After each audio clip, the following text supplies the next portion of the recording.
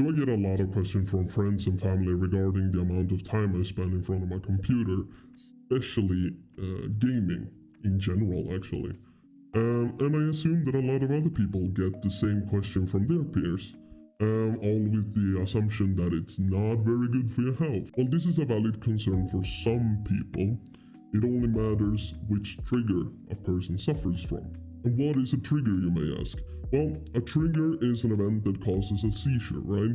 So for example, alcohol is a very common trigger due to the amount of exhaustion it causes. So being hungover from a night of partying and stuff puts your body in an extremely weak state, which in turns may cause a seizure. So with that said, if a person doesn't suffer from having blinking lights as a trigger, it will not cause a seizure from playing computer games or watching a movie or going to a concert or whatever.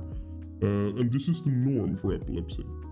Blinking lights as a trigger is actually very, very rare. If you should accompany a person suffering from epilepsy, ask them which kind of triggers they have.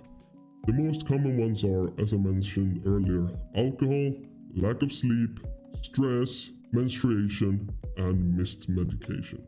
Should you see the person being in one of these states, ask nicely if they suffer from that particular trigger. The reason why is because some epileptics do not suffer from this trigger.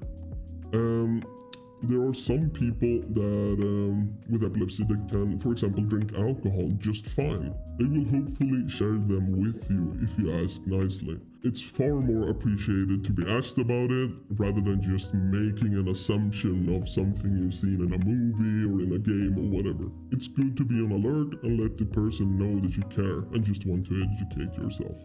If you're interested in knowing more about triggers or want to share your own, feel free to drop a comment below. But with that said, as with everything that has a beginning, it also has an ending. Goodbye.